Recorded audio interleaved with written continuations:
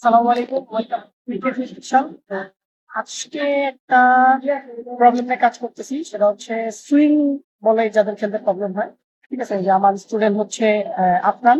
ঠিক আছে, ওর অনেকদিন ধরে হচ্ছে সুইং বলে প্রবলেম। তো এর আগে থেকে আমার বলতেছে যে স্যার এটা কেমনে কি করা যায়।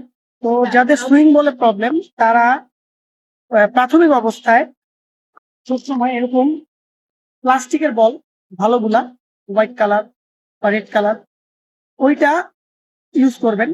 ঠিক আছে, প্লাস্টিক বল প্রাথমিক পর্যায়ে। তারপরে আপনারা হচ্ছে ওর ফার্স্ট স্টেজে সুইং বলটা, মানে সুইং বলের প্রবলেমটা নিয়ে কাজ করতেছি, তাই আমি এই বলটা ক্যারি করছি। এরপরে আমি যে বলটা যাব সেটা হচ্ছে যে ওই টেনিস বলে আমি আহ নিকো যেটা আছে, আমি এক সাইড থেকে নিকো মারবো আর এক সাইড টেনিস বলের ফাঁকা থাকবে, তাহলে আমার ইন সুইং আমি করাতে পারবো, আউট সুইং করতে পারবো। বাট এই বলের সুবিধাটা কি খেললে বেশি, এই বলে আপনি ইয়ারে ইয়ারে যদি বলটা পড়ে যায় তাহলে in swing out swing both হয়।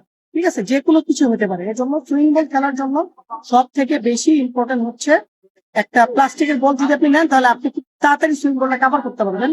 আর যদি ক্রিকেট বলে যেতে চান তাহলে ক্রিকেট বলে মাস্ট বি রেড বল, একটা মতো রেড বল।